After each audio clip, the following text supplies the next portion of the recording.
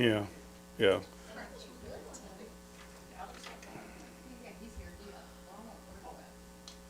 yeah. And Joey said he was back from vacation, but I didn't hear anything from him. Did you hear anything from Joe? Yeah, I don't know. So, okay, all right, all right, we'll do. Did people hang around very long after the breakfast this morning? It was a trample. He didn't want to be between the group and the door, so it was a mad rush to get out of there. But it was nice. I mean,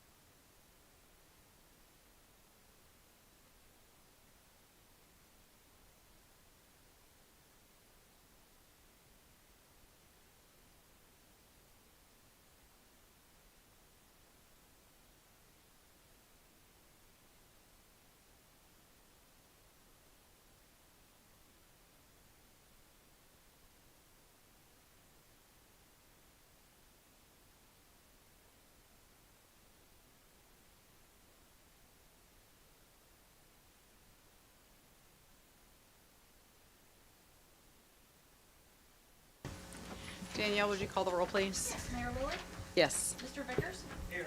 Mr. White. Mr. Pettit. Here. Mr. Sowers. Here. Mr. Butler. Here. Thank you. The first item we have on the agenda tonight is the Greenway Foundation. Mr. Bill Dudley. Madam Mayor, members of council, thank you so much for letting us be with you this evening. I have brought the A team, okay? See that. So I'm just kind of the moderator of this. I've got the A team here. I think all of you know, everybody, Tyler is helping us with the study that we're going to be talking about. All of you know Gladys, our secretary.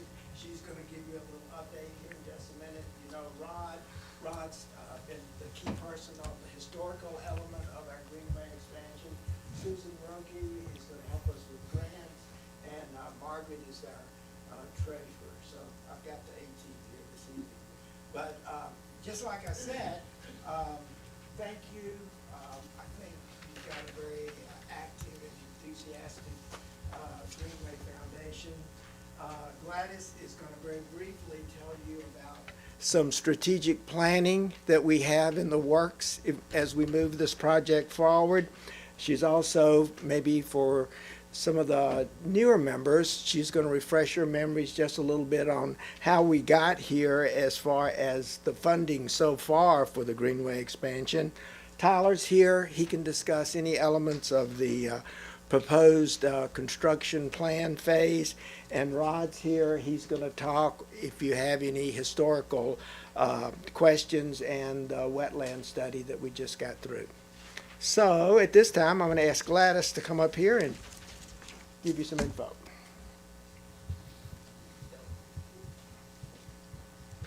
Hello, everyone. Nice to see you again. The foundation first came forward to council in January of '22 and asked that we look at this proposal to build a historic trail and park at Jaeger Spring for Redwell Furnace. We came back in February of '22 at your request to give you more details about what we thought that might look like. And in that discussion, we shared with you an action plan. I know all of you remember every detail of this. But we are on step 10 of that very basic action plan that we put together back in early '22, together with your input. So here we are, January 28, 25. At that stage of looking at construction-ready drawings. And that's what Tyler will be addressing as he talks about the study that was recently done. In December, the board accepted a grant invitation from Alliance of the Shenandoah Valley. And in that grant, we will be partnering with JMU to meet their ICAD program, to meet with the foundation, Jen Jenkins for the Department of Parks and Rec, and Brian and council members, as you all might be able to attend. We would enjoy that. And in that process, we're going to look at our strategic plan. We're at Action 10 on the action plan, and now we got to dig a little deeper. Make sure we are accessing all the things that are available to us to help fund this project primarily. We have 13 grant sources identified thus far that could be possibilities for us for this phase and then going forward. And we are so grateful to the 2024 donors. We had about $30,000 raised, and that was from individual donations, 10 individual donations and 3 businesses. So the project thus far been about $160,000. Because of the donations from 22 to 24, the foundation's been able to fund half of that. And we are so grateful. The project has a lot of steam in the community. People are really excited about it and want to get walking up there soon. So what else could I answer for you at this time? Any questions? I just have a brief, you said you're on step 10. How many steps are in the plan? 12 at this time. Okay. So, when we work with the JMU folks to facilitate our strategic plan, that might look a little different, but I think for the overarching goals, I think that's probably, 12 will probably do it. The other goals are going to be aligning under some of those remaining 2 goals. Thank you. Thank you. Good evening, and in your packets, I've put together basically an update from our last request when we first sent our proposal in, and kind of gleaning off of what Gladys discussed, much of the funding, construction related, any of those grant processes, they need the construction plans ready. That's kind of their whole gig is, and it's a lot of the grant systems going to that phase is you put the skin in the game, the legwork to get to this point, and we'll help you fund and put it in place. So that's kind of where we are now. We've done a lot of the studies with what you see in your packet. We did the cultural resources phase 1. That came back and said we needed the phase 2. And as you can see in that packet, it's really one area that we need to, an area of avoidance is what they call it. It's close to the original, it's a foundation, and Rod could go into that if we need to. But more than likely, it basically says what we're doing with the trail, we could probably stay above it and be okay. But we've got room there we can kind of navigate around that, and that's something we'll work in the construction plans. But in terms of the broad scope of a bridge, big part for Brian and I going through the process is being able to repair the dam that's there and allow that to be, that can be done on what we've already kind of preliminarily ran through the design on. So getting to that point, designing that dam crossing, so it'll be a dam and a pathway on top of it, and actually a way to maintenance debris and stuff inside of the spring. So that'll be a kind of trifold structure there. And then the obvious bridge structure we're going to have for the pedestrian bridge and the trail. So we'll have all facets of that taken care of in this construction phase. And really what we're doing, and my numbers we were all $500, I think. Gladys caught me on that. But in reality, if we can have the $200,000 budget, and what I've been doing with these funds, and I kind of spoke to that in my my letter to the town, to Brian, is the money that you guys have, the $180,000 that we've been allotted, we went over pretty significantly with that cultural resources phase 2 that we were able to work in with the budget that I already had requested. So we've kind of taken, and as you'll see, we're still asking $60,000 less than that original estimate that I had kind of from out of the gate given you guys on what the design phase would cost. So, and there's still a little bit of contingency in there. We might not need all of that money for the geotech, but basically I'm giving that to you guys so that we can get that money, move forward. Any hiccups that we have in place that do come about while we're working through the final design, we can hopefully cover within that, and we're only billing for what we have. Anything that's left, that's rolling into the next piece of this. So, and really where we're at as a foundation is they're just asking for, you've put a lot of money, and we appreciate what you've done so far.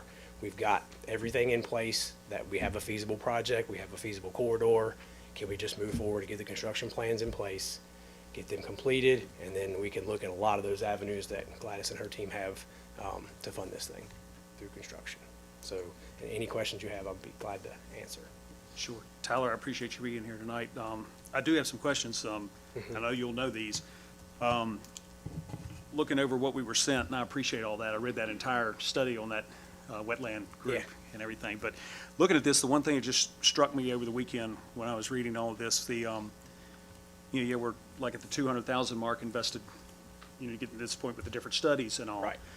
And, as it has here, it's about a $2.75 million project when we're talking about design and construction. Right. So as a town, this council member, that's the big unknown right there. Right. This grant situation, I don't know what that total's gonna be. Right. We're talking about a grant, but is that, well, it could be any number, I guess. So Right. my question is this: with the investments that have been made up to this point, and all of these studies and stuff tied with other state and federal agencies, the regulations, and stuff. Does any of this expire, or would any of this, and the reason where I'm going with this is, if we get through all of this, and we get to the grant phase, and let's say there's X amount allowable through a grant, but there's still a considerable amount that we need to determine how are we gonna raise that, where it could be years down the road to come we up with those actually funds come or to whatever, are any of these type of studies then gonna be like, well, wait a minute, you didn't get your construction done within 4 years, or whatever the case may be, to where we're going back and redoing stuff at a later date? Right, It's so already done. there is a current water permit we had to apply for by Wetlands, applied for that from the start. And we've been in contact with DHR and let them know that until we get everything finalized, that thing's still, so we actually just updated it at the beginning of this month. So that will carry out through until we get those plans. There is, from the cultural resources perspective, unless something would happen where, unbeknownst to us, somebody dug something up and they have to go back out and kind of re-identify, all that should Should remain in play, okay. the town's site plan process is 5 years, we'd have to come back, but in terms of stormwater and those kind of things, all that is about 5 years, and I don't see any real change in code or anything that's gonna Right. hamper this project, as simple as it is in terms of, I mean, it's a big cost, but it's simple in terms of construction. So, to your point, if we had to set this thing on the shelf for 3 years until we raise funding, or 5 years, we're not gonna have any issues there, I do not believe. Great, thank you very much. Let me ask, because as I was going through this, looking at the wetland concept, and we're talking about basically putting in a dam or restoring a dam, is that going to affect the wetland, and is that going to increase in the area of water that we're dealing with? Right. No, so what we basically showed them was the intent is on the downstream side of the existing dam, was construct a new dam out of concrete where we can control the dam, because the other one is degrading severely. So it's almost at that point of emergency repair too. So that's kind of what we talked with DHR about. But that should not increase anything in that permit. Everything that we've presented to them, they went and did their study, and we're good with what we're gonna do. And DHR still has one more review once we get those final plans together, but I'm very confident in our approach there. Let me try to express Rephrase myself that. better. Are we going to increase the area of wetland by building the dam so that any of the historic part might now have more water than it already has? No, sir. No, Okay. I think we're gonna leave everything the same in terms of volume of that spring. That's just shifting that a little bit, so no, it won't increase that. So what's the current infrastructure, is that gonna have to be ripped out, or is that gonna be used for, We'll get Mass. a little bit more into design. I want to build the first one downstream first, and then we'll, more than likely, would like to remove that and be able to be controlled by the new structure. And then, like we said, we're gonna make it wide enough where we can get a mini excavator there, we can take some railing down and be able to actually maintenance and clean that, because it's really hard for the crews right now to maintenance that on the town side. So the old dam would be a coffer dam for us to build the new one. And then as soon as we're sure about that, and we've got our flow control devices in place, then we We can can remove. dismantle the old Okay. one. It's not a contributing element It's not. to It's- the okay. historical study, so we Yeah. can remove that at the end, when we're ready. But we did want to try to design a multi-use structure, so it'll be a dam, a pathway support, and a maintenance access point for small equipment for us to be able to get out in there, because right now, it's very difficult for us to clear debris out of that dam, out in the middle. I guess so. Thank you, Tyler. Any other questions or concerns with Tyler? None? Thank you. Thank you. Thank you, Tom. So I told you I brought the A-team with me, okay? Do y'all have any questions for Rod from the historical aspect? Rod, if he wants to make some comments. And just finally, based on where we've been, if you see the bold there in the letter, our foundation would do our best to raise half of the 200,000, and council would do 100,000. That's what we're asking for right there. And thank you so much. Thank you. Mayor, council members. The archaeological study went really well. It was, it's kind of one of those things, when you get into archaeology, you don't know what's going to happen. And It's kind of one friend of mine said it's a blessing and sometimes it's a monster in a closet. So, but they didn't render a lot there. I was there for almost the whole period of the archaeological studies, and they had found very little other than one stone, and it was very deep. And they found some other small things that were relatively insignificant. I can say as far as the access point is definitely in the Greenway Foundation's and more importantly you all's favor, because you all own the property. And as far as any construction goes, the recommendation that he told me, I met him today, and we did research today as well, which I'll get to. But he said that the recommendations that he has is for on the other side of the weir or the dam that we were talking about reconstructing. That we have an area where it's low impact pad that's there, something kind of maybe out of just gravel or something that's permeated, so where you're not getting real deep. That's ADA passes ADA compliance like we all want to do. It's pretty much in the hands of the DHR at this point. After he submits, David Carroll, the archaeologist, submits his study.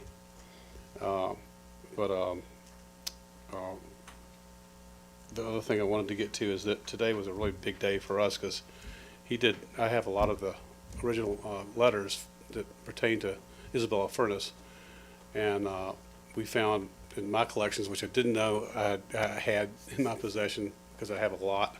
We were digging through it, and there was the original bill of sale and the original deed for Yeager when he bought William Yeager when he built the building. So, or Nicholas W. Yeager when he bought the building, or all the buildings and the property. So it's all listed there. It was a huge help to the archaeologists. That was just a huge thing to happen. 1845 approximately. Well, actually, that exact date. I can get you a copy of it if you'd like to have it, but it was, we're going to find more too. I don't want to confuse you all on this archaeological part of it, but we're going to get there to this, and we're going to get this done. I feel like we're going to get there, and we really, really appreciate you all's support, as I've always said. And I hope that you guys will see it through with us 100%. It's going to be a big thing for the community. But I do encourage in the future that you all do archaeological studies there. And I don't think that it will affect anything negative for you all at all. You can get free studies done or for very little on the side from JMU or William & Mary. There's lots of universities. The University of Virginia does it. And sometimes they have collaborative digs. So that would be great. The more you all know about that as far as your property, the richer the site's going to be to put on the map. Do you all have any questions that I could answer for you? Go ahead. First of all, I've waited 50-some years to have this opportunity to grill you. So I'm taking advantage of it. For those that don't know, Rod and I grew up together, and I think our first play date together was when we were 5. So 55 years waiting for this. But Rod, looking at the 1800s plat that I'm grateful you all included in our packet, the roadway walkway is going up to the corner of the grist mill and the sluice, and there's no way to avoid that sluice, is there? Well, the sluice is above where we're going. We were talking about that today. We think we're at the very base of the sluice. That's what we thought we found the stone of was a sluice that carried that water. If it's like I told the archaeologists today, they never would have bought that furnace to begin with if they didn't have that energy source there of the water. Yeah. And that water's so powerful there, it could have you could operate all kind of machinery with it. Anything that moves. It was originally created for the bellows, and then the grist mills followed that, and then of course after the Civil War, the carding mill was there, wool carding mill was there, and that burned to the ground. So there's a lot of things on top of each other. We don't know exactly where they are, and a lot moved. I would bet that the weir is probably pretty close to where it was originally. But that would have been flooded out by freshets over and over and over. So they would have had to rebuild every time to be back in operation. So I hope that answers your question. Well, the answer's part of it.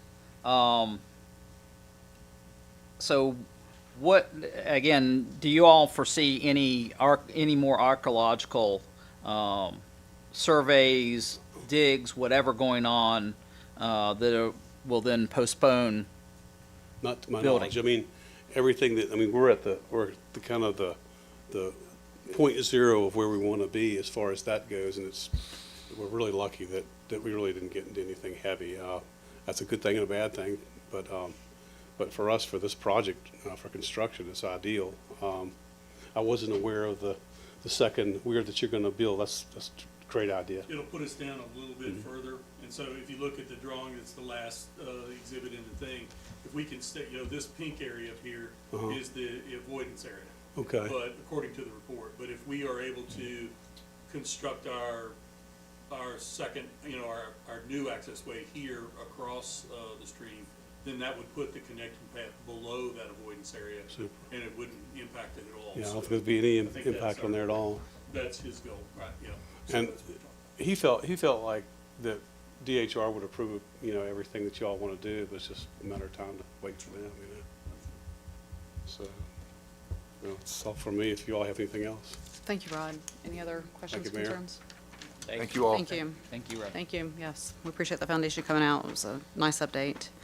Thank you. So for this, then we will stay prepared for future discussion with budgets. Yep. Okay. Next item on the agenda, we have the Luray Little League. Mr. Dudley, can I ask a question? I'm on board with all this funding for the study and getting this, it's historical and it's what Luray's made of. You guys got me convinced. I'm just wondering have y'all had any data on the public support? Because it's one thing spending $200,000, another thing spending millions of dollars. I mean, how much do people know about this? Or is there something planned to make it a big Well, thing? That's an excellent point. And all along, our foundation, up to this point, we really haven't gotten the go to do the big project. Okay. So we needed the go from you guys to do the big project. We needed to get over the hurdle of this second archaeological study. So now we've got to go. So then we can begin that public campaign and, talk a whole lot more about it. Good. Yeah. I just We hadn't weren't heard much. sure, like he just commented, one archaeological study may have led to another one, and so, thank goodness it did. Okay, thanks. But, yeah. But what little bit it has been discussed among the community, everyone I've talked with is 100% for it and excited about it. And I see a lot of council shaking their head, yes. So the word is out, but yes, we've not done a big PR piece yet. And that's the key there. We've been able to raise these funds with a little bit of understanding about the community that is going on. When you think about as large as the community is, Page County.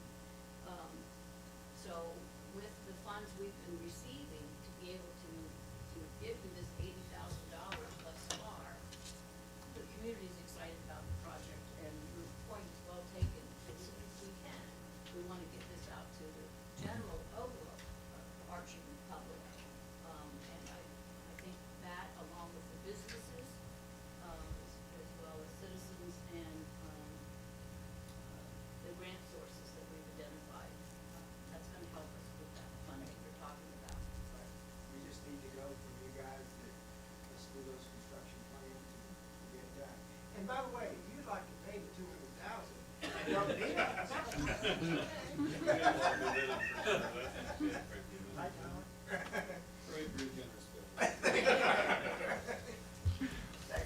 Thank you very much. Thank Thank you you. all. Okay. The next discussion item is the Luray Little League batting facility. Mr. Chrisman? Yeah, thank you, Mayor. In your packet is a couple of documents. One is a letter of request from Luray Little League dated early January, and then a couple of pictures with the proposed location. And then I also requested and got a few elevations of not necessarily this color, but this is the style of construction and things like that. So let me get you to the first diagram, which looks at, you know, their potential location or proposed location. You know, in my list of items for consideration there, we had, talking with Jen and Michael, we had come up with a few items that maybe council would consider, you know, moving forward, thinking about this proposed project, including, is that location that's proposed suitable? Or are there other locations in the rec park that you would prefer? Some of them are limited by access to electricity and easy access from the using public. They would like to have it as close to the ball fields as possible so that between games and between practices, they could use the batting facility. You know, teams that are coming in for tournaments or they're playing, getting ready for a game, they could use that facility without having to truck everybody by van all the way to the back corner of the rec park or someplace like that. One of the potential places that we had looked at for a different possible location would be where the old house was that we just knocked down. That would not be where the office is located, obviously, but it does have electrical power.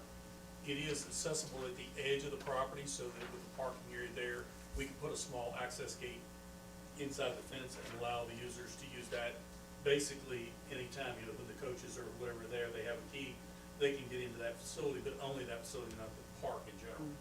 So it would give them basically 24/7, you know, access to be able to use the facility. It doesn't have to go there, it's just we have electricity there, and we're fairly accessible between the walkway between fields 4 and 5 at that location, because there's a pathway that leads right up to the top of the hill, and that's where the fence is. So wouldn't have to go there necessarily. It's right where you come into the entrance to the park. So again, that becomes an aesthetic thing, just like we talked about in number 2 there. You know, there's a metal structure. We don't really have anything else in the park that looks like this, per se. So, you know, back in the day, previous councils were really big on architectural type mortar units and Dutch hip roofs, either metal or shingle. And so almost all buildings in the park look the same because they wanted them all to look the same. Not saying we have to stay with that, but just that's how we got to where we are now. The equipment and materials access, are we gonna be able to get concrete trucks and other things to this site, to even build this thing, to pour this slab? Assembling the building is not a huge deal, but getting concrete trucks back there is gonna be really tough. Right where, in this picture, there's a big ditch. You can see this culvert pipe right here that I'm highlighting right here. There's a big significant drainage ditch all the way from this structure here down through here. So, and then you're talking about concrete there, so getting vehicles, especially heavy vehicles, across that and getting them to the construction site might be challenging. You know, one of the things we have to look at is a potential lease agreement, because this thing's gonna be built with Luray Little League dollars, but it's gonna be built on town property. So who owns the structure? Is it ours? Is it theirs? Do we maintain it? Do they maintain it? You know, how does this all work out? Funding for the electrical usage, that's something that could be added into our Parks and Rec, you know, financial budget for the rec parks electricity. I don't foresee a huge electrical bill there unless somebody leaves all the lights and batting machines on and for, you know, days and days and days. ADA sidewalks currently are required to be at least 5 feet width, so that's one change to their plan. Collection and dispersal of rainwater is important. We can't dump that rainwater towards Field 5. It has to go the other way where the drainage ditch is, because we already have borderline drainage issues underneath Field 5. One of my concerns that I had listed for Jen that she had not thought about was damage from foul balls coming out of Field 5 that are gonna pockmark this thing, if we don't have some sort of defensive netting to protect it. And so do we want defensive netting and a metal building right down the right field line where everybody in the stands can kind of see that thing? I think the concept is good. Having an indoor batting facility would provide a lot of great opportunity for our youth. Putting it here may be challenging for several reasons, and I tried to list those out. And then finally, the insurance coverage. You know, this is gonna be a fairly significant investment. It's gonna have to be covered by insurance. If it stays a private building, they're gonna have to provide insurance on that thing with the town listed as an additional short every year that it's there because it's a permanent structure. So that's a detail that we would have to work out, and I would recommend probably the lease agreement, you know, drafted by the town attorney would include those particular items, you know, if, wherever this thing is constructed inside Ralph Dean Park. But those are just some things that we came up with. You know, funding for this is obviously not in there, would not be, for the electrical portion, would not be a huge deal, but if we end up taking this thing over and there's maintenance costs, there would be some ongoing maintenance monies that we would have to include in our budget. So, that's being new, probably not a whole lot right up front, but down the road, we might have some additional ones. So those are the ideas we came up with. Just wanted to throw that out there for you all. I had indicated to Mr. Leakin that we would be having a meeting tonight talking about the topic. Jeremy had sent me the individual pictures. He had included another photo, I think, here that shows a slightly different view. The soccer field is right here on the right, obviously. And then you can see the parking area. So we would have to build a temporary construction pathway to get building vehicles and equipment back there, which would be important. Extending a sidewalk right here from the edge of the white, you know, and going behind the dugout to that thing, that would be the easiest thing that would be built. But we don't want to damage or tear up our other facilities, you know, to get that there. And then we do have to get an electrical circuit down there, you know, and we can probably pull that out of the Field 5 building. However, if you notice, it's concrete all the way around the outside. So we have to find a way to get that circuit out of there and down across that concrete or under that concrete and into the ground and get it down here to this building. We can't pull electricity from the light columns. They're just not, they're on a different power phase and it would blow everything up in that building.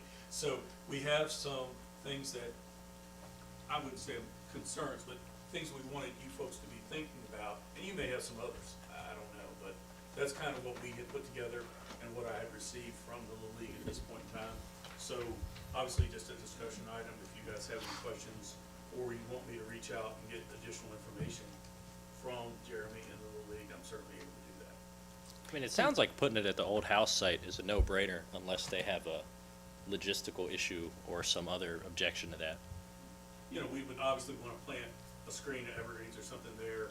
We have lost a lot of the big pine trees that were there, but if we wanted to shield that thing, it'd be fairly easy to plant that. Now, the problem is when the trees get so big, then they become a hazard to the building itself. Yeah.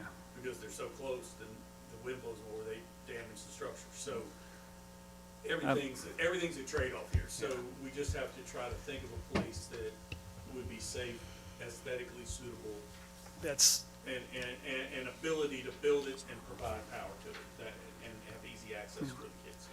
I've got to say, I'm on a completely different page as far as, let me first say this before I open my mouth or go any further. I'm very impressed that the Little League has raised this amount of money, these funds. I completely support the concept and the idea with this batting cage for these kids. I think all of this is great. Asking us to simply handle the electric, I think is definitely easy enough for us. But I think the big thing here that we really got to think about, you know, I wasn't here when Ralph Dean Park was designed and planned and all of that. But a lot of money is spent in architecture costs and design costs and everything to lay out what is currently there so far. Personally, I think if this building, and not to knock their concept of what they're doing, for the function that they're after, I see where they're coming from exactly. But aesthetically, I think the entrance to our park, to have something like that sitting right out front where the old house used to be, personally, I don't think that's the place at all. And I even have concerns aesthetically with the proposed proximity there at Field 5, the same issue. When you come into Ralph Dean Park, you look across Field 5, there's all the mountains and everything. And this, I mean, when you're talking about 70 feet long, I mean, this is like a big storage building. This looks like a mini storage or complex or any of those other things in town, you know, and I just don't think it's a fit right against the main complex, which is Field 5, with the concession stands and everything. And what really concerns me too, I mean, I know we've got the issues to work out on insurance and who really owns it, and it's a private-owned building on town property. I'd like to have those conversations with our town attorney, too, to see if, number one, if it's even feasible, or what might happen there. But the other thing is, I would hate to let electrical service be the deciding factor of where this building is placed instead of where it should be placed, basically. You know what I'm saying? And I've seen people build homes and other things have happened with construction through the years that something is really not where it should be just because it was cheaper to put it there, because it was closer to utilities or whatever the case may be. And I think, you know, when this is done, 30, 40, 50 years, who knows how long this is going to be in place, but when it's done, it's done. And right now where we stand, I completely support the concept and what they want to do. I don't think we've got the answer in my mind of what's the appropriate location for this. And I do think we need to, before we get too deep in the weeds on that, deciding is to determine, can it legally be done, or is it a wise move or is it a foolish move for us to enter into that agreement? Our Private, other buildings that we lease public out there partnership. with the chamber and everything, they're all movable structures, those storage sheds, they're all movable. Yeah. This thing would not be able to be picked up and moved. Now, if it's placed in the right location, and for some reason the league says we don't want to use it anymore, I'm sure that we could find a way to use that facility. Oh, we'd find a use for it, yes. Yeah. But putting in, so an alternate location would be one of the things that I'll go back to them with. And then also get a follow-up from Jason about a lease agreement for a permanent structure owned by others, but on town property. Okay, Yeah, well, because- let me stop and say, first of all, legally speaking, if it's a permanent structure, it belongs to the landowner. Don't care who built it, it belongs to the landowner. Now, you know, we could do some kind of an agreement that if they, you know, ever stop using it, then we have to pay them something for the structure, something of that nature. That's something you could contract. But as far as who it belongs to the landowner. And I've got a quick question, though, about, again, my kids didn't do Little League baseball. We did soccer, we did basketball, we did lots of other things. We never did baseball. What is the agreement as far as the concession stands go, as far as power? Does the town pay for the power to the concession stands? And do we get anything from the concession stands in return? Concessions. We get, our contract allows for a annual allocation back from the Luray building. You know? Okay. And so we do get a certain amount back, but we provide the facility with the equipment and the electricity, and it's basically a way for them to raise money for projects like Right. this. We pay for field lights and all that. Yeah, there, It's don't we? nominal, it's Yes, not. yes. Yeah. Hey, Brian, my Okay. first question, when I see something like this out of the blue, I want to hear from Jen, and I want to see the master plan and what they think about it. I mean, they're the professionals out there. So before I make any choices about what the building looks like or where it is, let's listen to what she says. And, you know, get her in here. All right, we'll do. I'll say Jason made some really good points. As far as if it were in the house site, would the orientation be such that like you're coming down the road and you're looking at it from the side this way? Yeah, I assume it wouldn't be deep, it would be, Yeah, because it's 70 feet long. Yeah, so you kinda have to do that. it's not like something that we could tuck in somewhere. So it's a fairly substantial. Bury it? Hey, but let me ask you something though. Yeah. Where the first sunflowers were planted, Yeah, that lot's ours. is that ours? Jen and I talked about that, and, If it was against the property line running that way, yeah. it wouldn't be such a, it wouldn't jump out at you like it Yeah. would if it was up where the Because house. it'd be lower from your field point. That was one of the alternate. And the locations house that site, Jen and I talked house site could be the parking area for that about. banner. Yeah, exactly. I think that's I'm just saying, even if it had to be wide, Okay. have a big Field of Dreams mural on the side of it. Yeah. I wouldn't hate it. Yeah. Well, and I think that, you know, obviously, the colors and stuff could be big so that it's not bright blue like a battleship or something like that. Mm-hmm. We could pick something a little more aesthetic, Green or pleasing, brown or- Yeah. tan or, you know, beige, something that blends into the background a little bit, because, you know, when you do come up that hill, it's a huge view against, you know, the mountains there, and it's Oh, beautiful. yeah. Yes. And, we don't want anything really to take away from that, so, in fact, removing the trees in the old house gives you even a better view now, when you come up there, so, alternate locations, legal backup opinion, which I'll get from Jason, of course, Chuck's already given us Eh, the basic. Again, depend on the town attorney, I'm not the town Yeah, attorney. yeah, I understand. And then, get Jen in here to have her, give us her thoughts. And this would be private use, though, correct? That would be the sole use of the Luray Little League?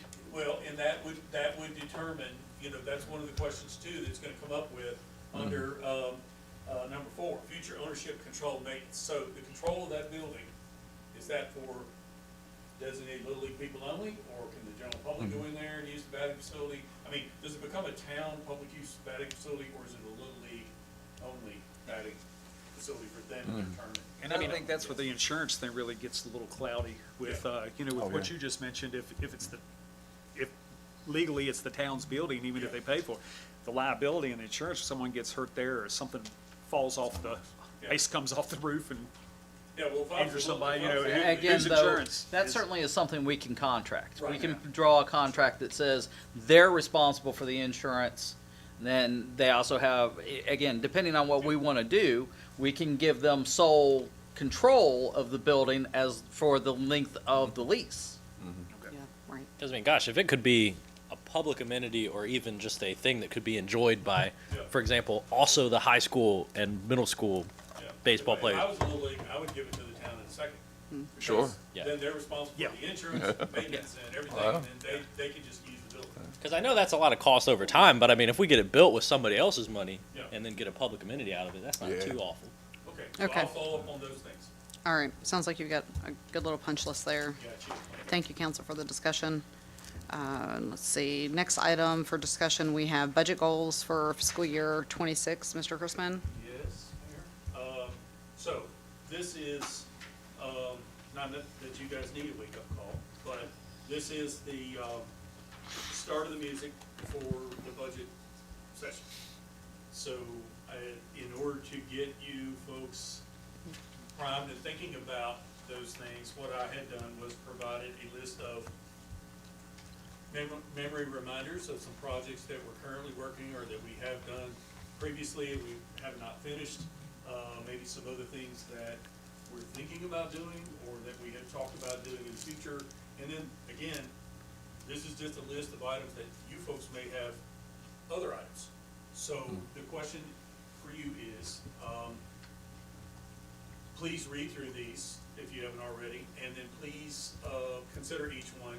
And then if you have additional ones that you would like to see included, or ones that you would specifically not like to see included in the FY '26 budget draft, please let us know so that we can start to build.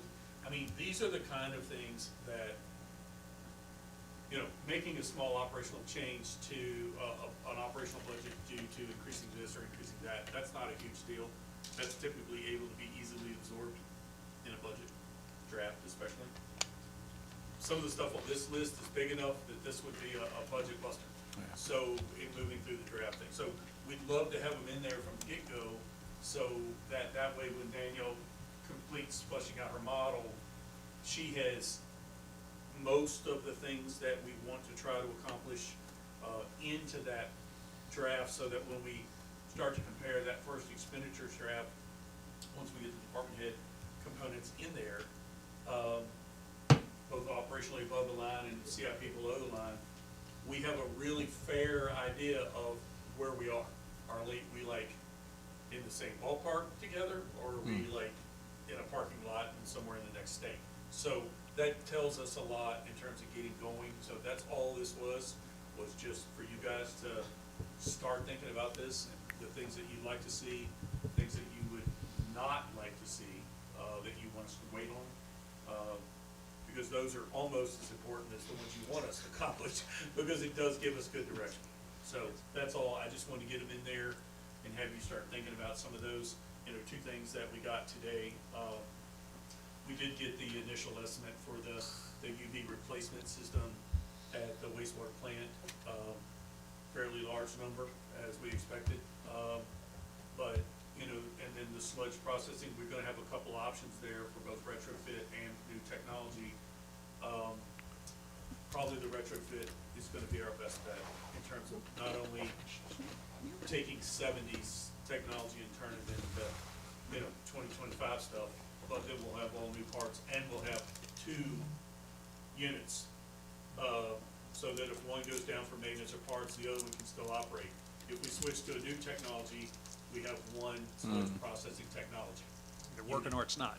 And it's either working or it's not. You got it. So in the scheme of things, the recommendation is probably gonna come from John and his crew that we should probably try to retrofit these others. That's still going to be a fairly large number. The two of those together will be fairly close to a six-figure number. And that's stuff that we're gonna, that I would recommend that we go and finance that, both of those projects either together or individually, and then take some long-term money on them and just pay them off.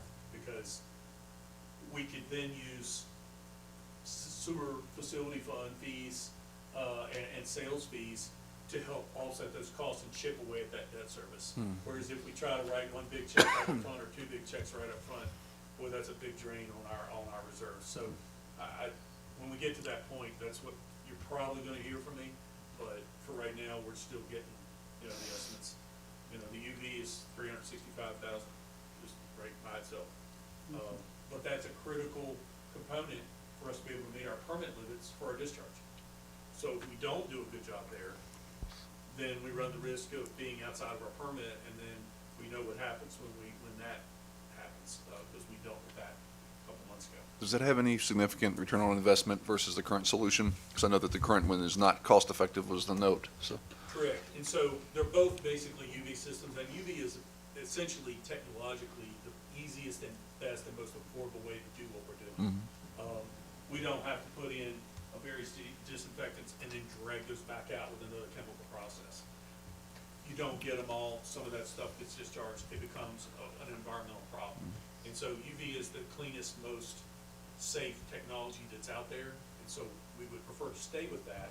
We'd want to go with a slightly different configuration and use a different firm to produce that. To be honest, the firm that produced that first one is no longer in business anymore. That's how old that thing's been. That's been there for a long time. So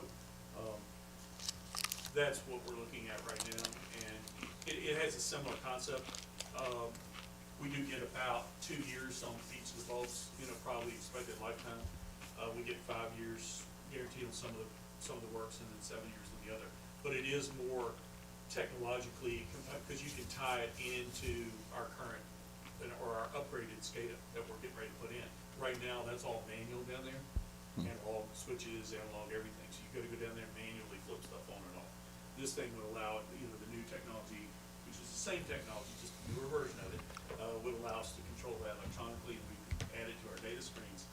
So we can kind of see what's going. You can actually get to the point where you can turn off days of lights, on and off. You can run them into a test mode, remotely. You can do a lot of things with this thing remotely, or using the electronic package. So, those will be coming soon, as soon as we have enough time to get the numbers together and get the technology ironed out. But I think, those would be things we'd probably recommend for, long-term plans.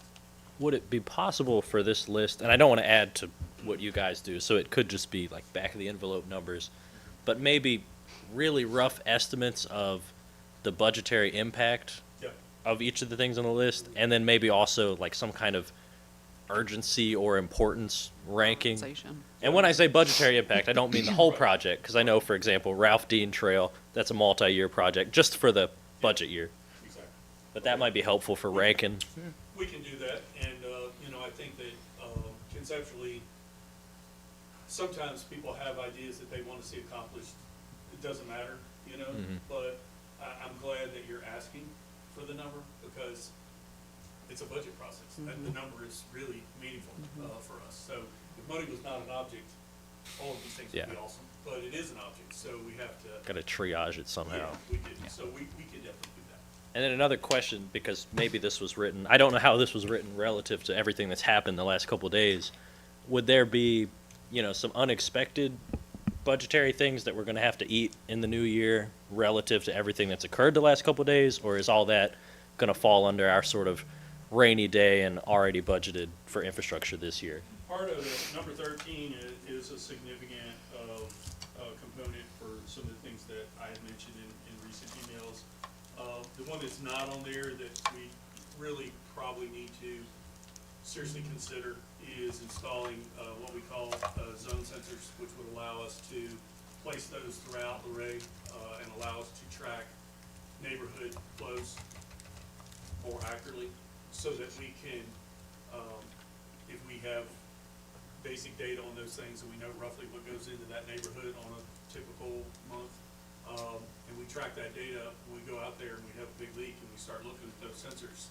If one of them is really big, we know that our problem is probably down this line somewhere, which tends to focus the cone of our resources better. Now, we had a lot of people today in the field. I don't know whether any of you noticed them all running around Yeah. town, all over the place. We had 4 guys from Rural Water here. We had Joe from Water Loss, who was with Lenny almost all day.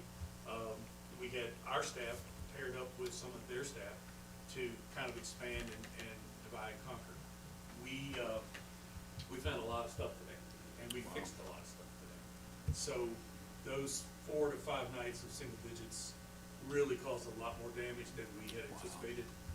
And it's almost, this is a crazy thing, but it's almost always on a 4-inch line. 6s seem to survive.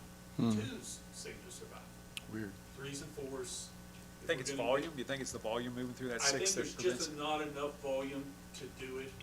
But, you know, when you look at a 2-inch line, it's smaller, but the construction is typically on a 2-inch, is a thicker wall pipe, whereas your 3s and your 4s are typically a thinner wall pipe, and they just don't have enough volume.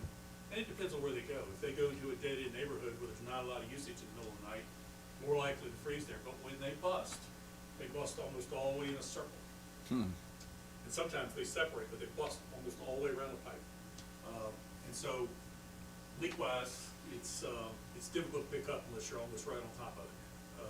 But we did find a lot of things today, and we're feeling a lot better about our current situation. So I have some numbers on that I'll share. Brian, has this happened before in the town? I mean, it seems like a major thing. Oh, yeah, we've had it before. I mean, you know, anytime you get a cold snap where you have multiple days and multiple nights of really, really super cold temperatures, lines that were installed very shallow, like if they dig down and they didn't want to dig any further, or they dig down and there's solid rock there, and they don't want to bust the rock out, they just lay the line on top of it, like the Wet Street example we gave you the other day. Those freeze up, and then most of the time they're service lines, but in this particular case, we lost some connectors as well as service service pipes. So when you get into the big mains, we normally don't have a problem with them because they're They're usually big enough. deeper probably too, They're I think. deeper, they're bigger, and they Yeah. have enough volume in them to keep them from freezing. Yeah. But so on some of the smaller lines, and the chief brought this up today, which I thought was rather excellent that you came up with this concept. On a shallow installed smaller line, you can have an ice slug freeze inside the line, but not all the way. And so what happens is that thing is in there and it restricts flow, causes some back pressure events, which can cause fixtures and stuff like that to pop at joints and whatever. But eventually, it thaws itself out based on flow. It'll push itself down the line and lodge against a turn or a valve Yeah. and set there, and that really causes some back pressure problems. But eventually, it can disappear. And you have no idea why it occurred or where it went, because 1 minute it's liquid water and then it's frozen, then it goes back to liquid. So it can occur, kind of rare for that to happen, but we have a couple places now where I would not doubt that would occur. But we were very fortunate. We had a lot of help today from Virginia Rural Water. They sent up all of their circuit riders that serve the western and southwestern portions of the state. So we had guys up here from Abington. Temperatures really helped us too. Yeah, Abington, Lexington. I guess so. Get some off the ground. Yeah, well, we appreciate you and staff, and I know it's been a tireless effort, so thank you for that. Did you get any public inquiries about it, about the signs being up or any? No real inquiries that I know of. I mean, I talked to Lace a couple times today. In fact, the number of calls, we did get a few reports about potential issues. And so we investigated a couple of those. One of those was legit, where it's on the list to get repaired tomorrow. So people said, well, you know, I talked to one of the trash drivers. I was like, do you see anything when you're out riding? Because he drives every street, every week. And he said, well, I figured you guys probably know. I said, no, no. If you see something, you call the officer and you tell us, because I'd rather get 10 calls on the same issue than 0 calls on that issue. So I said, if you see anything crazy, you let us know. He said, with all this snow and everything melting, I said, no, we're getting some false alarms, but tell us anyway. And you know, because we'll take that information, but he's always really helpful. So it was nice that he I was. like Dale. He's a good Thanks guy. for- Yeah. Mhm. Thanks for keeping us all informed too. Yeah. You guys did a wonderful job. I know it was a lot of late nights and Well, it'll be nice. Like We're one. starting to see some numbers now that'll let us get some sleep, maybe, and we won't have to be emailing back and forth. So, going into the middle part of the week, latter part of the week here, I think we're in a better place, definitely. We've slowed it down and in a lot of cases brought it to a halt, and now we're starting to rebuild. So that'll take a while for us to get back to where we need to be and where we're totally comfortable. But, we found some stuff today that may not have been, snow related, or freeze related. We found, well, could have been indirectly, found a hydrant that got backed into either by a vehicle or snowplow, and, it's definitely leaking at the bottom of that. So, some things are, you just find, Have people actually voluntarily reduced their use? I have no idea. Do we have any way of? Nope. Because I was just curious about that today. I was like, oh, I wonder what percentage, you know, if that No actually. way to know, because we don't know whether it's us finding the leaks and fixing them. Oh, I or got you. Whether it's people saving water, we don't Gotcha. know. We don't really care, as long as we can find the problems and fix them, and Get the our water volumes back up and- get to where we need them to be. I don't care how we get there. I have But faith. I appreciate the people in the community that did, Yes. if they did do that, and, I've been limited to showers, so it's good that there's Yeah. some space on both sides here. I broke down and took one day. I was gonna say, I confess. Sorry, Mayor. I got a text from the neighbor last night that said he set a timer for his kid to take a shower. I said, oh, thank you for doing your part. All right. Okay, any more discussion on budget goals? All right, here none. The next item we have here is joint council and commission meeting. Mr. Chrisman. Yeah, so, we talked about this, obviously, and I talked to it with the commission, and I think that, you know, given everybody's busy schedules and things like that, I think the best thing for you guys to do, because you're requesting this meeting, and they're definitely receptive to meeting with, you know, the council, getting your goals and your, priorities when it comes to the comp plan. I would say the best thing to do is you guys pick a date that's suitable for the council and the mayor, and then you give me that date, and then I'm gonna make that date and time available to the planning commission, and just say, whoever can be here, be here. Because, it's not that they're any easier or any harder to get together, it's just that it's 14 people. And getting 14 people on the same page is tough for a face-to-face, in-person kind of a session. So, I would encourage you guys to maybe talk amongst yourselves. I was trying to line it up on top of the existing work session, but we have a fairly busy work session in February, and then we're gonna have a fairly busy regular meeting in March. I think this would be more appropriate for a work session. I was trying to get them to use your existing work session like tonight, you know, like a Tuesday evening at 5:30. We've got a couple members who cannot make it on the planning commission side for that, but we may have enough of them that it would be worthwhile to go ahead and plan for that, like say at the March work session. And if that's what you guys wanna do, or you wanna pick a totally different date and time, whatever, you let me know, and I'll pass that on to the planning commission, and we can kinda go from there. Maybe we could look at their normal meeting, like maybe we could look at their next few meeting dates and see if there's one that works for us, because then we'll know it'll work. And that's another option, is, you know, they're Wednesday nights at 7 PM, so, it's 2 meetings in the same week for you guys, you know, Yeah. which I try to avoid that if I can. We can avoid it, we have to do it, but you guys can. So, but I think that, we could do either way. Gotcha. They're just happy to have some input from you guys directly and some concepts and goals.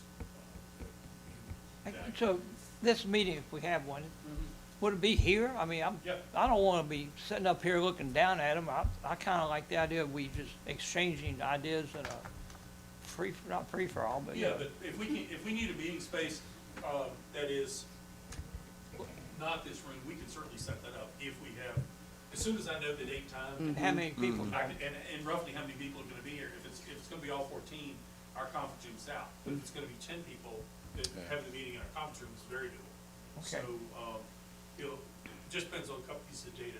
You guys tell me what your preference is, and we'll certainly do Do it. we wanna have an Okay. agenda, or is this pretty much special use permits? Well, I think what it's gonna be is comprehensive plan update, goals and concepts, and I think you guys, almost like, we've done in the past with your, planning things. You guys bring items that are important for you to be in the next comp plan that aren't already in there, or that maybe are an extension of those, and then you guys share those with the commission. And then maybe there's an exchange, hopefully, there's an exchange of ideas and some conversations there, but having it in, an informal setting would be Okay. a lot better Yeah, information. that's what I like. Yeah. So is the council, how do you all feel about Wednesday, having a meeting with them on their regular Wednesday meeting? Which Wednesday? After- Is- Well, we could have Mr. Chrisman look at Well, them. which, Yeah, Yeah, Jeff council tomorrow is and- probably out, so it's probably gonna be the February, the February 12th regular meeting would be the next meeting. You guys, meeting is on the 10th, theirs is on the 12th at 7 PM. And they're here, so the issue is, on that date, they're setting up there.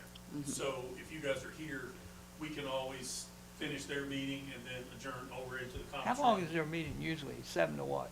An hour or 2 hours? Now that we don't have a lot of public hearings on there, special use permits, Yeah, we did good. it's an hour, it's an hour.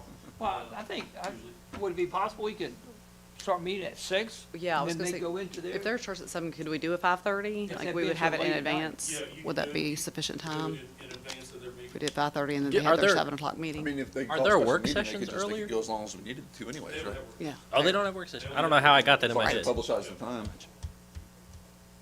Right, as long as you publish the time for them, even if we did a 5:30, that can just be an extension of their meeting, Yeah. So. right? what- Or how, what actually who would it be a meeting of? What would it be a- officially? It would be a joint meeting, of the planning commission and town council, and it would be, a special, because I have to advertise it in that way, but it'd be a special joint meeting between the two bodies.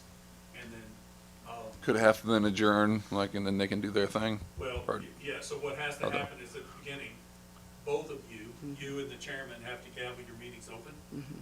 And then we have the meeting, which is the conversation, and then you gavel the meetings closed, adjourned, and then, they go on, then they open up their regular meeting Okay. at 7 PM, and start their normal course of business. So it's a little unusual how we have to do it legally, but it's not impossible. We've done it. Well, it'd be, put on the internet, it'd be streamed, wouldn't it? So the general public can see it? It's up to you guys. You know, normally, work sessions and planning meetings between the joint bodies before have not been, but there's no reason why we couldn't if you want to do it that way. Well, I didn't know if we, I mean, if you say we're gonna have a special meeting, you're gonna publicize it, I didn't know if that was a requirement. Yeah, we're not required to televise anything. But we are required to advertise everything. So there is, you guys have discretion there. Okay. Yeah.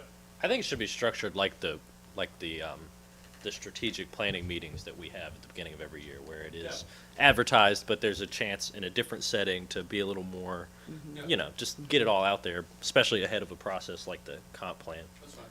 as opposed to shoving everybody in here and trying to make it. Okay. Okay, so you're gonna check with the planning commission to see Yeah. about doing it on the 12th at 5:30? And I'll see if they're able to do that at 5:30, and then we'll do a joint special meeting, and then, we'll go from there. And then if more than half of them cannot be there, then that early, then probably we would want to consider like a plan B. Because if we're gonna do this, I think that the more people that can be there from both groups Yes. is Right. the better. Agree. I think, but. And I think it's I'll got to be find out. as structured as possible too. Yeah, I'll find out Wednesday night. Because when you get so many people in a room and they just start talking, I don't know. Well, what I was gonna ask for when we do the agenda is, every person bring at least 2 or 3 items that are important to you to be in the comp plan, and what you'd like to see in there, and then, and how you would like to represent it, because we not only are gonna have topics, we're gonna have goals that we wanna accomplish under those topics, and then we wanna have some mechanisms to allow us to accomplish those goals. You know, is it simply an ordinance change? Are we gonna have to, bring in all kinds of outside help to make this thing happen? Is it going to be a 5-year process? You know, how do we get from where we are to that goal, like meaningfully? How do we get from here to there? So in the past, we've had topics, and then last year we had topics and goals. Now we're going to add topics, goals, and mechanisms. So we're trying to migrate toward a document that's actually a blueprint, you know, in the community. So that was going to be my suggestion. That sounds good. Yeah, I'm, no, I'm talking too much again, so I'm going to rein it in. Yeah, that works. Well, maybe Brian, you can just let us know what kind of a drop dead date for getting you our items, so you'll have it. Yeah. First thing I'm gonna do is ask them Wednesday night, Right. next, the next time, but I'll go ahead and actually, let me go ahead and email them now. I'll email them now, and then I'll get an answer, and then I'll include it, like in a weekly report, or I'll do a separate email directed to all of you, and then that way you'll know, and then we can plan for it. Right, well, on the topic of joint meetings, I know this is different, but is there any talk about meeting with supervisors or having any connection with the county? Have we talked about trying to do anything about that? Yep, so, right now, February 26th is the tentative date. So we would like to get 2 people from council, mayor, council, 2 council, doesn't matter, and then me, and then we're gonna go to Stanley, and we're gonna visit with Stanley and Shenandoah and Mage County. So that's the plan right now, so it'd be, the night after your February work session. Here, Okay. I mean, it happened before, but then they peter out. They quit having Well, meetings. it's taken us, almost 2 months just to get to that date. To this point. So getting a date that we have a reasonable expectation that all the players could actually be there, would be important. And it takes a little scheduling issue, so. Okay. Those goes. We can circle back on that in the next meeting to discuss who wants to attend. All right, let's see, no public hearings tonight. The next section here, we have action items, vacant council seat. Council, you see the memo in our packet, and again, this is for the appointment to fill the vacant seat. Per our discussion in the last meeting, Jerry Dolfmeyer was recommended, and I've spoken with Mr. Dolfmeyer, and he was agreeable to at least filling the remainder of the term for this calendar year, and said he would think about a following term. So with that shared, if anyone has a motion, I'll be happy to accept that now. I'll move that Jerry Dolfmeyer be appointed to fill the vacancy on town council seat. Second it. Any discussion? Hearing none. Danielle, will you call the roll? Yes. Mr. Butler? Yes. Mr. Vickers? Yes. Mr. White? Yes. Mr. Pettit? Yes. Mr. Sowers? Yes. Thank you. All right, getting close here. Council comments? I've got one thing I'd like to share. This came up today at the morning breakfast. Our friends from Stanley, town of Stanley I was sitting with, they were sharing with me, they just were awarded a grant. There's VDM money out there for flood mitigation studies and things like that. They had some flooding up at the Hawksbill Pool area and some damage there, and they had put in for this, and they were already awarded it. This closing date on this grant is March 6th, and it looks like it's almost it says 1.35 B. I'm assuming that's billion in flood mitigation. But I simply bring that up. I don't know if we as a town would like to apply for something like that. I will just voice my personal opinion tonight. I know I've mentioned it a few times through the years, but with the center of our downtown being within a floodplain, the entire Hawksbill Creek that goes through our town is a floodplain. We have over $53 million of real estate that is in the floodplain within our town. I think it would be wise to at least see if there's any advice or help we may get there. Would look at that. I do have a personal concern with all the tree planting we are doing along the Hawksbill Creek. I realize there are concerns with erosion, and that is one thing, but if we only look at erosion and we don't think of backing up waters and debris and all that, I saw in '96 what one bridge pier did.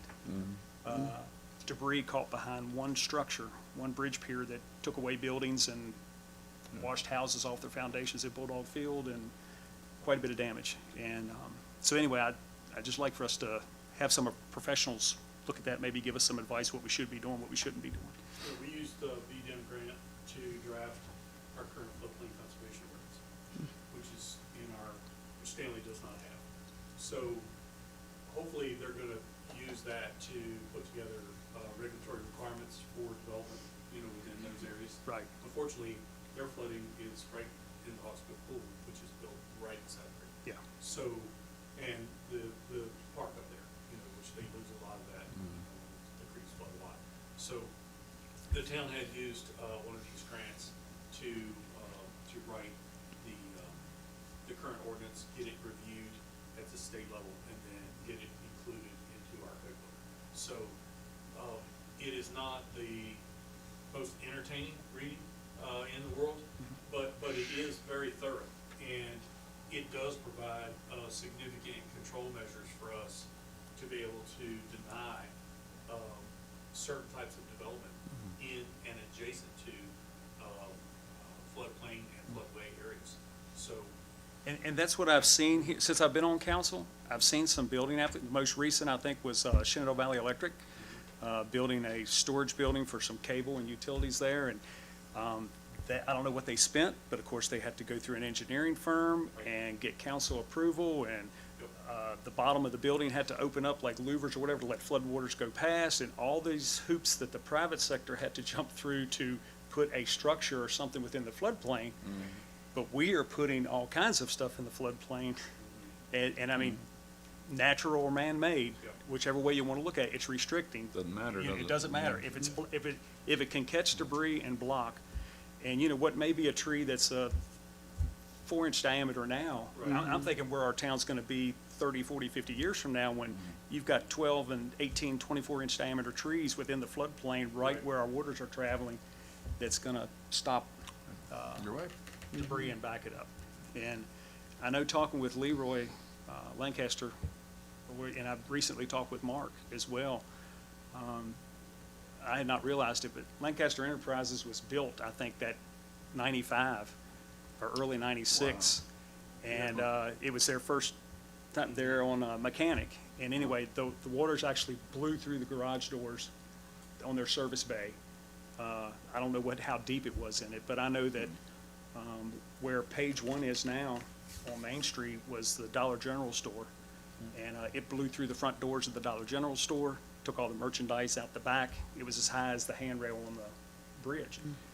So see and once again, that was one obstruction that helped add, and could we have water again at a volume as big as Fran or larger? Sure we could. But what we put into place that's now there that wasn't there in 96, how much would that change the same volume of water with where we're at today versus in 96? and, for that specific item, that's just a council would just have to decide that would change our policy. Instead of a riparian, tree planting, erosion control mandate, it could be something else. You guys just have to decide and vote on it. And I appreciate, We wouldn't need FEMA or VDEM. Now, we can get a flood professional in here to do a report, do an evaluation, but basically, it's pretty simple, like you said. Things that you add cause issues, or can cause issues later. Yeah. So if the council, as a group, just tells, myself and Jen, hey, we're done, pick another hobby, then that's what we'll do. and I'm not anti-trees. If we No, want to but plant I mean- 500 trees each year, that's fine. Let's just not put them in the floodplain. Okay, Yeah. and that's just a policy decision. by Yes, council. that's, yeah. So, previous councils have had certain plans, so if you want to change that, it's just, you guys just have to tell us. And I'm concerned with that. I think even a broader discussion, we got to have some kind of look at flood preparedness, because what happened in Asheville was unusual, because usually, something that's almost hurricane strength isn't going to stall out inland like that. But the only predictable thing about the weather right now is the unpredictability. I mean, we just experienced it with the cold snap and our infrastructure. So historically, I mean, we've had like 4 or 5 cataclysmic floods even before Fran. I mean, a book just came out about the one that happened in the 1870s, and it was like the end of the world. So I think we got to have that discussion, and not just about, stuff getting stuck, which is a really big point, but do people have adequate insurance? Do we feel like our kind of emergency planning for that kind of thing is adequate? I mean, the whole 9 yards, because you don't expect it until it happens, and then it's really bad. Well, and like I said, that I know from living here and being out in it when that happened, we did not have a lot of the obstructions that are in place today that were downstream. Yeah. And I know talking with the owners, with Bobby Hoke at Hoke's Planing Mill. Hoke's Planing Mill has been flooded many times through the years. And there was one point before the parking lot was built down behind Vivian's Flower Shop. And the old fire department was still operating as the old fire department at that time. And the town, there were so many trees that were grown up in that area, it had really gotten thick. And one of their worst floodings was during that time with, I cannot remember the name of that storm, but water levels got up high into the planing mill. And it was a result of all the growth that was down there, which is now gone, because that's where the parking is, from Ruffner's Plaza and everything. But at one point, that had really gotten thick, and you see those same results. The other thing is, and this is outside the town, but I'm just sharing this because maybe we can partner with private landowners or what, but I don't know if anyone pays attention to it. If you drive up 340 and you actually look at Hawksbill Creek as it travels through the fields, as you're on your way to Stanley, the amount of dead debris, trees and everything that's laying there, that it's gonna float and come right into town. And that's what we're getting. It's the debris out of town that finds its way into town. And I know with Fran, we saw propane tanks and everything else, coming through town. And, but if we can even partner with our county supervisors and maybe some of our private residents that all this dead timber lying in the floodplain, if we could all work together to get some of that cleaned up, because it will move. But I'm sorry I took that long, but thank you. Yep, thank you, Jason. Mr. Butler, did you have something to say? No. Okay, I'm sorry, I thought I saw you lean in. Any other comments from council? Yes, Mayor, the Airport Authority met a while back, and there's a tentative date for an open house for the new terminal building. It's April the 26th. It's the fourth Saturday in April. But there's two employees out there, the Rock Gab and his son, and they're there every day. So if anybody wants to go visit the new building and see what's built, you're welcome.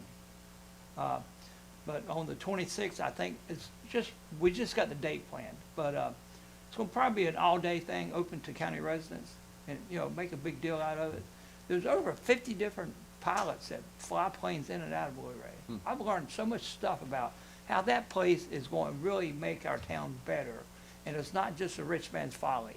I mean, it's making enough revenue that our 50,000 and the county's 50,000, and they're stable, and they can still extend things and not cause a big tax burden.